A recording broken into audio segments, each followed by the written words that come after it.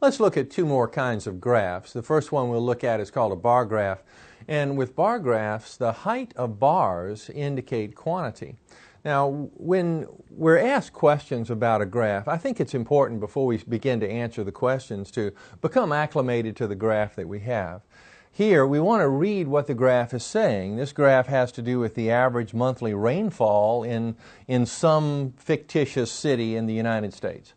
All right, and along the bottom we have months actually. This is January, February, March, April, May, June, July. And along the left side we have inches of rainfall. And so we can easily correlate for each of the bars. You see, for January, February, March. For March, let's see, the top of the bar is about at 3. So the average rainfall for March would be about 3 inches.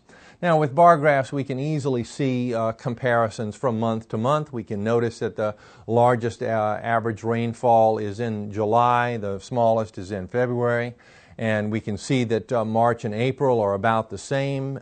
May and June are also just about the same, and other things as well. We could actually assign a quantity to each of these. We could look at the top of each bar and look over to the left, you see, and assign a number to the rainfall amount in each of these months. And we could then make ratios and percents and all the kinds of calculations that we did before.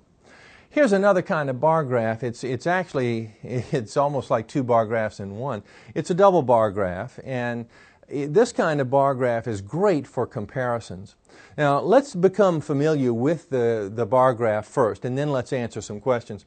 First of all, the label on the graph itself is this. These are fuel efficiency ratings. And along the bottom of the graph, we have 4 different kinds of automobiles. Honda Insight, VW New Beetle, Chevrolet Metro, Metro Suzuki Swift.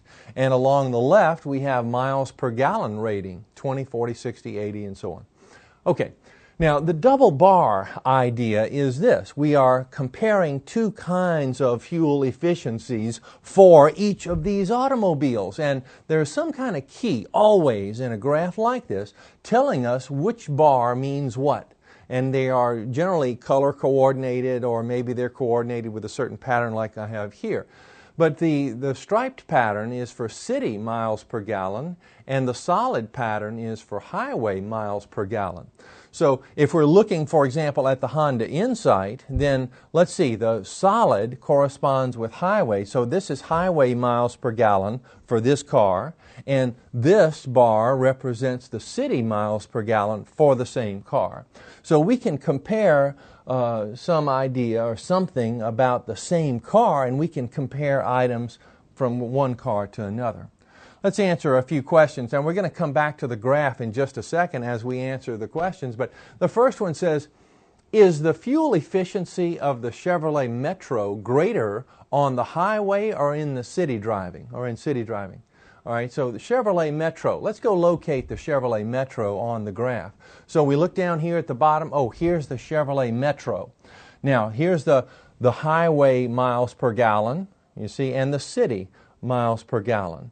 And we're asked to tell which one is larger. Is the fuel efficiency of the Chevrolet Metro greater on the highway or in the city? Well, the larger bar is for the highway miles per gallon, and so the efficiency is greater on the highway than it is in the city. Now I'll just read the next couple of questions, and we'll continue to look at the graph. As I read the questions, if you'd like to do so, feel free to stop the video and try to answer the question on your own, or just answer it before I answer it. You see, and that way you get a little bit of practice here, and at the same time as I'm showing the examples. All right, the item number 2 says, approximately how many more miles per gallon does the Honda Insight get while traveling on the highway than in the city? So we're dealing with one automobile now. How much greater mileage do we have on the highway than in the city? You see, and all we're doing is looking at the difference in the height of the bars and noticing how that translates over here on this left column. So let's see, our highway miles per gallon looks to be about 70. And the city miles per gallon looks to be about 60. So the difference between those two would be 10 miles per gallon. Next question says, estimate the difference between the fuel efficiency of the Honda Insight in city driving and the fuel efficiency of the VW Beetle in city driving. So here's the VW Beetle, here's the Honda Insight. We're looking at city driving only, and that's the striped bar for both of them. And we're looking for the difference between these two. You see, so we need to look at the numbers that are at the left of the top of these two bars. So we're looking at the difference between 60 and 40, and that would be 20 miles per gallon. Broken line graphs are really good at illustrating trends, and here we have a graph which is the graph of average snowfall in Aspen, Colorado for the months from October through April, and the inches of snowfall are given along this vertical column. Now notice that what we can see is that the snowfall amounts increase dramatically from October through January, then they drop off for the next couple of months and then drop off dramatically from March to April. So we can see those trends very quickly here.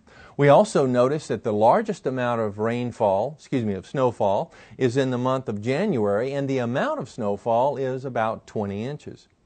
Now we can make some calculations similar to the ones that we made before, having to do with ratio and percent and that kind of thing. All we need to do is assign a number to the amount of snowfall in each month.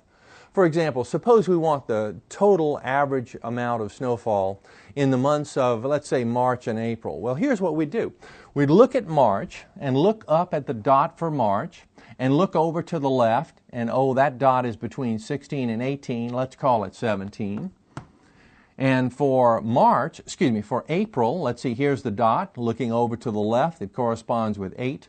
So we have a snowfall of 17 inches on average in March, 8 inches on average in April. Together, 17 and 8, 25 inches of snowfall for those 2 months. We could also deal with ratios, as I say, and percent. So if we want, for example, the ratio of average snowfall from the ratio of the average snowfall in November to December, we do it this way. So November to December, we need to assign some numbers. Here's November. Here's the dot looking to the left. It's 12. And then for December, let's see, looking straight up from December, it's up here, 18. So it's 18 inches of snowfall. The ratio of November to December would be 12 to 18, which we reduce.